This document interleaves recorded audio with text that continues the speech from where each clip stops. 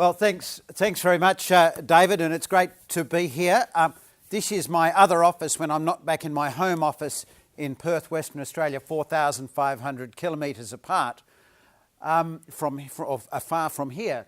Just so I know who I'm interacting with, I'd just like to sort of introduce quickly our countries of birth or origin. I'm from Western Australia, which is, all of the Australians know, is like another country. And it was only because of mining that Western Australia joined the Australian Federation back in 1901. There was a referendum in Western Australia. We were all colonies prior to 1901, and there was a referendum back then, and it was only because of Victorian gold miners who went over to Kalgoorlie and Coolgardie that the referendum was won by the yes vote. Okay, it was the Victorian gold miners who came to Western Australia to mine who tipped the balance between Western Australia staying as a separate colony or joining the Federation. And like a good family, and I won't name any ethnicity, but we still periodically talk about secession. It will never happen. Secession is leaving the Federation. Anyway, I'm from Australia and Western Australia specifically. Where are other people from? Just quickly. My name is Fatima. I'm from Iran. Iran? Indonesia. And which island of the 6,000? Java. Ah, right. Where else? Mexico. China. Canada. Bangladesh. Right. Wow. Okay. Queensland. That's the other country in Australia. South Australia. Great. Well, I'm going to instance South Australia as a very good example of very good infrastructure planning and coordination. And South Australia, because it hasn't had wealth delivered to it, it's had to work extra hard, and I think it's helped the government there to really work well around collaboration. As David said, this talk is about how, if we're going to do infrastructure planning and delivery in resource regions and regions that benefit from resources development, we really have to collaborate between all of the players. So that's the national government, the state or provincial governments, we call them state governments here, local government, industry, and very importantly, community. And then the sectors such as the university and technical training sectors are also key players in that. Without that collaboration, as we have found in Australia, we fall short of making the most of the opportunities from resources development. Okay, so that's the end of my presentation. Any questions? I don't need to go past slide one. And look, I will apologise. I've got rather a lot of slides, and later on I get a bit wordy, but I'll skip through them, and hopefully you'll get copies of this presentation. Okay, what I'm going to talk about, quick look at where the minerals and energy markets are and what's happening in Australia, because since those gold rushes that I mentioned earlier, we have never seen an investment boom as big as we are having, and it's going to make a permanent change to our economy. Going to touch on the Minerals Council of Australia Vision 2020 infrastructure project, and there's some extensive reports on the web there, 600 pages, and I wrote quite a few of those. Just what does all this development and what's going on mean for infrastructure? Look at infrastructure planning and coordination in Australia and some lessons, because it hasn't always been happy camping, as we say. I'm going to do a case study of the Pilbara in Western Australia, which I know pretty well, but that case study could be written about the Bowen Basin in Queensland or Surat Basin to the northwest of here as well, although Surat's in early stage. And then just get on to summary on what constitutes leading practice in planning and development of infrastructure. the minerals and energy markets, despite some softening of demand and prices, because China has shifted from really high growth to still pretty good growth, and perhaps is shifting to more internal consumption. Notwithstanding that, the markets for Australia's major minerals and energy exports are still very strong. So thermal coal's having a bit of a rocky time at the moment, but I think that will come back. Iron ore, Australia is the biggest producer, but with Brazil keeping us honest. And LNG, it's entirely possible by 2020 that Australia will be the largest producer of liquefied natural gas in the world, surpassing Qatar. So really strong market conditions. We're hearing, things are going bad, but look, we've still got prices, volumes, and investment running at probably the second highest level in the last 5 years. So it's still pretty healthy. It's just come off from that unsustainable peak, really. This is a map from Western Australia, but I've added Bowen Basin, and to the west of that is the Galilee Basin, and to the southeast of that the Surat Basin, and then over in the Pilbara. But this map is designed to show how Australia is really well positioned relative to our major customer, our biggest customer for products, which of course is China. Thank you, but we must not forget, as the Japanese keep reminding us, don't forget Japan, which underpinned the first iron ore developments and still is a major customer for iron ore and coal and LNG. And then we've got the wider Asian region, Southeast Asia, with 650 million people, highly aspirational, wanting products of all sorts, consuming. So we're really well placed in Australia, and really have we have complementary comparative advantages to our major markets. And then, of course, over on the subcontinent, Bangladesh, India, Pakistan, some interesting growth and partners there too. As I said, what we've been going through is the largest wave of investment since the gold rushes of the 1800s. And at that time, we had hundreds of % increases in population as migrants flooded in, and massive investment, a lot of it in the artisanal mining space. So we've got artisanal mining expertise, but it's just a little dated from the 1800s. But this is what's going on at the moment. A few projects getting delayed for a couple of reasons, because of markets, because of high costs, but it's still huge, and it's happening all at the same time. South Australia, it's probably good that Olympic Dam is not going ahead, the big expansion right now, that it will come later when there is a more sustainable cost base to do that massive expansion. But we can see right around the country big investment, including in coal seam gas and LNG in the west, and then all of the other mineral and energy commodities. Now that investment is it's like a tsunami of investment. It's peaked and it's starting to tail off, but it's going to have quite a long tail. The important thing, and it's really important to remember if you're Australian or if you're from anywhere else, is that such a wave of investment leaves behind a massive increase in production, which will, barring some world economic meltdown, go on for decades. And that is a really sustainable sort of level of production and value on which to build economies, to build employment, to build service sector industries, and to really make sure that the minerals and energy sector integrates well with an economy and leaves behind sustainable benefits. So this is the Western Australian case. You can see between 2011 and 2017 or thereabouts, it's a doubling of production. It's way over that going back to 2005, and that's going to go on for a long time.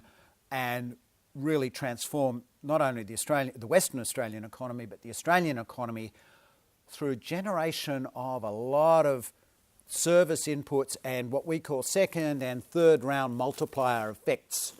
I mean, this is everyone from the supplier of food for the mine to education service providers to the families of people who work in service companies that service the service companies that service the mine. You get the idea of second and third round multiplier effects. Now, and this is all relevant to infrastructure and thinking about infrastructure, because we're not just talking, as David implied, we're not just talking about roads and railways and power and water to supply the mine. We're talking about infrastructure for all of the economic activity that mining can generate. And this is some work done for the Minerals Council of Australia a couple of years ago. And we can see there the METS sector is mining equipment, technology and services. And we can see that METS has grown actually faster than mining output as we develop a technology and knowledge-intensive services sector around mining. SMI is part of that, okay? It's a very important player in the mining equipment, technology and services sector, and we need to think about that in terms of overall development policy and in terms of thinking about infrastructure, particularly what we call softer infrastructure like education, services, R&D, supporting infrastructure. It's also a new way of thinking about value adding. When we talk about value adding, we often think, and Indonesia's a case in point, the new mineral processing law, it's all about, well, can we smelt some more nickel, or how do we turn the bauxite into alumina and maybe aluminium, and same debate goes on in Australia. But if we think about value adding through the mining equipment, technology and services sector, it's highly knowledge intensive, it's quite employment intensive, and it's another way that we can add value in Australia and in other countries to our minerals and energy sector. Just a quick one, looking at employment, if you look at the right-hand chart, this is some work that the Reserve Bank, our central bank, did only this year, and it found that the resources economy accounts for about 10% of employment. Now, you think 10%, that's not a lot. Well, it's still pretty significant. And one of the reasons it's relatively low is, as you know, mining is capital intensive. But what's important is that mining itself is only 3.25%, and other sectors providing the direct inputs to mining generate 6.75% of employment. And you can see on the left-hand chart, there's some, in terms of the economic input, in terms of gross value added, which is an approximation of gross domestic product. So again, the mining and related sectors are bigger than most people think, and that has implications for how we plan infrastructure and deliver it. But of course, the economic growth story here and in other countries is more than about mining, even in resource-rich countries like ours and Indonesia. And here's some examples from Australia where we are seeing a corporate shift to Australia. Australia's becoming, has its own companies, but also we're becoming regional headquarters for major mining and energy companies such as Chevron, which has a big footprint in Western Australia, GE as a big services company. So there's this corporate shift to Australia as a regional headquarters. We've got the broader-based service and technology sector growth. I've talked about the METS subsector of that.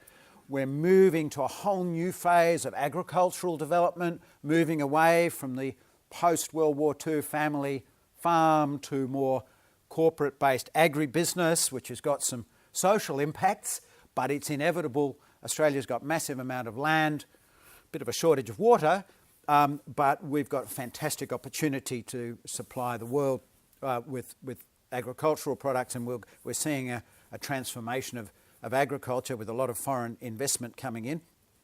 And then Australia's been one of the most, been a world leader, if not the world leader, in opening up its economy to trade and foreign investment. And that's been really important for us in terms of bringing in foreign investment and in terms of maximising our outward foreign investment. Australia is the biggest investor in mining in Africa as a country. We're bigger than China in terms of investment footprint, which is pretty amazing.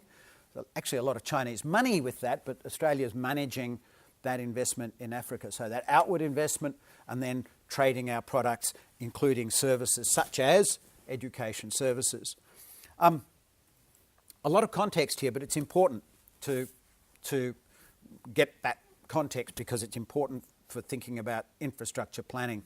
Another Western Australian case study. We see that the jobs growth driven by mining but is not necessarily in mining. So the non-mining and construction employment sector in the top bar, that's an aggregation of those bottom bars, is not only a far bigger employer than mining and construction, which there's a lot of it which is related to mining, but it's also out to 2020 going to generate more jobs growth than mining and construction itself. Again, you'll get where I'm going here because I'm talking about people. And the penny has dropped for the mining companies and government that yes, roads, railways, ports, energy is important, but the most important class of infrastructure, if you're going to get it right, is infrastructure for people. Because without people, you can't do all the things that you want to do and you can't leverage the benefits. I think this is the final slide in the context. This is, again, you can look at this in the slide pack, but in Australia, for every $1 of mining revenue, 40 cents is spent on goods and services directly. That's not bad. 40% of mining revenue goes straight back into the Australian and some other economies in goods inputs. It's another way of talking about value adding. So we've got direct, and then you've got all that indirect input. Okay, so I'll just pause there for a moment. That's about context. We're talking about broad-based economic growth. It might be driven by resources, but it's a whole lot more than just resources growth, particularly in jobs. Yes? Can I just ask you, how local is local? Local in the Australian local content debate is Australia. Because our constitution prohibits inhibiting state transport across or trade across state boundaries. So although there are some policy settings where particularly in Australian industry participation plans that a Rio Tinto might have or a Chevron might have or a Shell might have with a coal seam gas LNG here, they will often have three components. They'll actually have a local business engagement, so that's Gladstone and Surat Basin towns, Queensland, and then national. And a good industry participation plan will actually say, we need to address all of those, and within the local there'll be a component, I would hope, certainly in Western Australia there is, about Indigenous businesses, so Australian Aboriginal and Torres Strait Islander people, their participation and having some affirmative action there to engage them. I went over to Peru to talk about why in regional areas there was this big gap between the mining company and local employment and business, and part of the answer was the infrastructure to activate business, the reliable power supply, the reliable telecommunications, and training was just inadequate to actually close what I call the capability gap between what the mining and their key service providers need and what the local community is capable of providing. And part of the answer is what can we do about infrastructure, soft and hard, to enable firms to establish in these areas. So the Minerals Council of Australia, before they got into the tax debate a few years ago, commissioned a firm that I was working for, and I was one of the leaders on this project, to look out to 2020 at what the minerals and energy production scenario might be and what the infrastructure requirements are, but also to look at 2009 and how adequate the infrastructure was. And you can guess what the answer was to that 2009 question, which made getting to 2020 an adequate infrastructure all the more challenging. So we looked at 21 growth regions. I'll show you those in a moment. Looked at current projects, the current adequacy, what were the growth scenarios, looking at the interaction of regions, and then what are the infrastructure gaps and needs. That's all been published, as I said earlier, 600 pages. It's actually on the web. If you want to have a look at that report, it's still very current. So that goes back based on 2009 year. And then the Minerals Council went off on a defensive project to try and hold back the resource rent tax. So they were the regions that we looked at. It's a pretty challenging but really, really interesting project. And I got to see, and my colleagues got to see a lot of Australia as we did that. So what we found that was, as I was saying, the growth prospects still remain strong, and they were then. And surprise, surprise, there were many infrastructure gaps now. That was back 2009-10. And it could be worse, it will be worse in the future unless there's a major change in the way in which we plan and develop infrastructure. And that could really inhibit development and Australia's ability to supply minerals and energy products to world markets or to further process them here. And therefore we could well fall short of our potential. And indeed, we can lose market share, as we are now doing, to Africa, to Latin America, and to Asia, including Indonesia. So really key.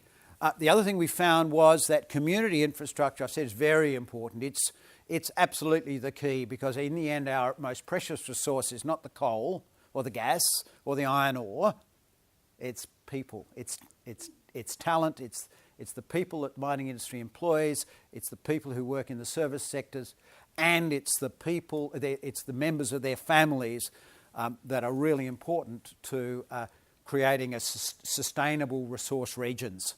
And Queensland Bowen Basin's a classic case of getting it wrong or not getting it right in terms of providing for people, including all of the lower paid service workers.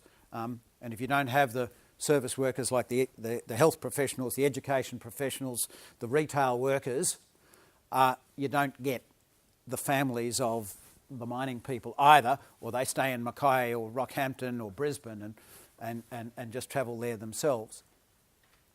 We also found that detailed region by region planning is needed to, first of all, overcome the deficits and then to manage for growth. And it's not here, but lots of coordination and collaboration, which was, as we found, missing. And even coordination and collaboration, this is pretty surprising to me, between different players in the same supply chain. We didn't have coordination and collaboration between the coal mines, the rail providers, the port providers and the shipping. And so the coal supply chain in Queensland and New South Wales fell below its potential. But we also didn't have really good collaboration between education providers and training providers. So even within the same government, you were not getting the right sorts of collaborations going on for those for education, training, health, and that was inhibiting things as well. We're getting better at it, but we've got a long way to go. For those from you from Australia know well, we're a federation formed in 1901 by disparate colonies of the states and territories, and the way we behave sometimes as though we are still a series of colonies. But it gives us, we've got our federal government, the state and territory governments, and the history is important because only back in 1901 it was the states and territories that got together and formed Australia. They set up the constitution, but they built in a bit of a flaw to that constitution, and it's called something. It's part of it is called vertical fiscal imbalance. That means that the federal government has most of the taxing power, but the states spend most of the money and have less taxing power. So in the case of infrastructure, the states are responsible for most of the infrastructure, but the Commonwealth government has the money, and that and a few other things have led to some pretty poor coordination. Probably the most egregious example of that was when we started building railways back in the 1800s, and we built them all at different rail widths, gauges. So Queensland had in 3'6", that dates me. New South Wales had 4'8.5". Where did that come from? That came from the width of the Roman chariot wheels. Amazing. Victoria 5'3". South Australia had all three. We're just getting past it. We still have problems in Australia that we call the rail gauge problem. We still have that lack of coordination, and we're trying to address it. But states still like to do their thing independently. So national school curriculums would be good. National systems of national qualifications standards. We now have those for skills qualification, but we still have some rail gauge problems. For all that, Australia works, and from those of you who are not from Australia, you will have your own examples of those sorts of things going on. I was talking to a group of government officials from China, and they started to smile and then laugh. And I said, "Why are you laughing?" And they said, "Well, two reasons. We're a bit surprised that Australia actually works as a nation. And second thing, yeah, look, we can recognise a bit of ourselves in that. We've got the provinces that are starting to feel a bit independent and want to do their thing. There's the national government, and the provinces see the national government as getting in the way." I said, "Yeah." And same in Indonesia with decentralisation. But it all works. It all works as long as there's goodwill and collaboration. Okay, so different approaches need coordination, and because of vertical fiscal imbalance, need some dollars. And the federal government's got the money. The states have less money. There has been some very good examples, and I mentioned South Australia earlier, to infrastructure planning. And there's some links there that are worth having a look at. I do recommend the South Australian Strategic Infrastructure Plan. There is a summary. It's a massive thing, but some good thinking in it. How do you go about holistic infrastructure planning on a region-by-region basis, covering all of the sectors, looking after people as well as industry? That's important. New South Wales. I've worked on two state infrastructure strategies, Western Australia and the Northern Territory. And I don't know if it's cause and effect, but neither state still actually has a state infrastructure strategy. I think in part because politicians don't like to be tied up for many years with a plan. That said, in Western Australia, there's a very good infrastructure framework in the Pilbara, which I'll talk about a bit later. Anyway, because of this sort of patchy approach to infrastructure planning and the national interest in good coordination of infrastructure, the federal government a few years ago formed something called Infrastructure Australia. There's no actual legislation behind it. It's actually put in place by the federal government, endorsed by the Council of Australian Governments, which is a coordination council of the First Ministers or Premiers, and it's incentivising the states with some money to adopt more consistent and well-based approaches to infrastructure planning. And I'm going to talk about Infrastructure Australia right now. So what it wants to do is develop a long-term coordinated national approach covering to infrastructure, focused on a range of things. It hasn't got community in there, but it does touch on some community infrastructure, particularly in areas that are infrastructure poor in relation to community, and specifically but not exclusively on Indigenous Australia. Australian Indigenous communities which have a really bad infrastructure deficit and some very high rates of growth. It's got some... 15, right, thank you. It's got some strategic priorities there you can see in developing Australia's cities and regions.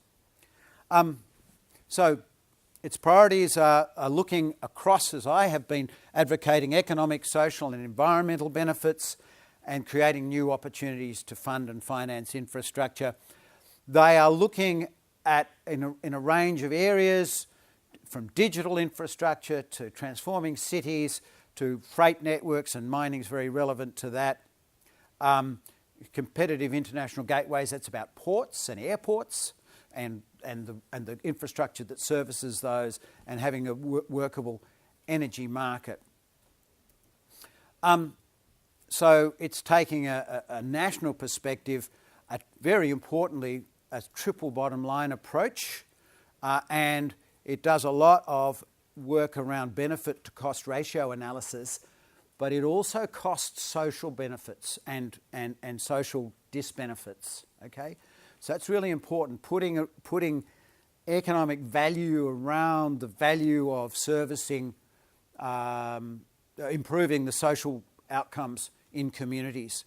And I've been involved in that in the past with some Indigenous communities, and we actually got a lot of money for a road because we were able to demonstrate that if you can enable this community to access the economy, outside economy better, then you're probably going to get much better education and health outcomes. Okay, just one example of something that's just been introduced. This is about getting private sector investment in. Really important, because Australia, like every other government in the world, can't afford to do all of the infrastructure that needs to happen, so you have to bring in the private sector. We've created some tax incentives here in Australia with a target to support up to $25 billion of new investment. 25 billion sounds a lot, but it's actually not a huge amount when you're talking about infrastructure nationally. Looking at the Pilbara now, and you can locate it. You'll see the location map up there, and I showed you a map earlier. This is a case study, and I'll race through this because not a lot of time. The Pilbara is one of, it's Australia's economic engine room in terms of resources and energy. It's one of the great minerals and energy production regions in the world, probably the most intensive in terms of value of output. And you can see some figures there which you can look at. It generates about 80% of Western Australia's minerals and energy production value, 107 billion back in 2011. Extraordinary level of production. I think it's dropped back a bit because of price softening to just under 100 billion a year, but that'll go up again as new LNG projects come on stream. It's been going since the 1960s, so it's a really good case study of how to get things suboptimal, I was going to say wrong, and then how to start getting things right. You can look at this when you get the copies of the slide pack, but back in the 60s, no one could conceive of how big the Pilbara could be in terms of production and what the products were. Now, by 2020, we're now looking at about well over 600 million tonnes per annum of iron ore coming out. LNG, about 50 million tonnes per annum, 200% more than in 2010. And a population, still pretty small, but of potentially 60,000 people. Big numbers and a big economic engine room for Australia. And if we knew back then what we knew now, we would have done infrastructure rather differently. So way back then, governments didn't have money, and the mining companies provided most of the infrastructure. We had the classic company towns. They even funded the schools and the health facilities, the electricity and the water supply. They did everything. They were like the alternative government. As they also were supposed to do value-added processing, which was a bit of a disaster. Disaster economically for the companies. Then we moved to an energy phase, and government started to plan for hard infrastructure, and was thinking about petrochemical estates and those sorts of things. so government started to get involved in a little bit of central planning, but still not a lot. Driven by Chinese demand, as I've just showed you with the numbers, production has taken off, investment taken off, and while companies are still providing their production infrastructure, rail, ports, power, water, and some employee housing, the state is getting more and more involved in providing community infrastructure, developing towns, and working with the companies to ensure that the Pilbara is an attractive place to live and an affordable place to live, in particular for all the services workers. Mining workers are highly paid, services workers are not so well paid. So we're now seeing much stronger involvement by government. This is just a chart to show that production is going to keep growing. So what have we learned? Overall, what we weren't doing earlier was having a framework for planning and all of the infrastructure. Cooperative planning, collaborative planning within agreed growth parameters. What do we think could be? There's some royalty revenue coming back to the Pilbara now to fund infrastructure, particularly community infrastructure, and moving to multi-user ports and rail to enable smaller mining companies to get in as well. Longer term planning, integrating land, housing and community infrastructure planning into the mix, and again getting cooperation between companies and government on water supply, and also involving the community. What is it, community, that you need to live here and to make this place attractive? In the Pilbara, you can actually see in the demographics that from 14, at age 14, they all leave, and their 30-something parents leave too, and these are very skilled people who move back to Perth for their children's education. Also, I talked about the Peru case before, putting a lot more into thinking about how do we develop local services industries, providing infrastructure for such as industrial estates, electricity, telecommunications, so that services industries can get in there and have a more rounded economy. What we've learned from the Pilbara experience, back in the 60s we had no idea how big it could become, that predicting the future is very difficult, and you need an overall guiding vision, but you also want to be agile.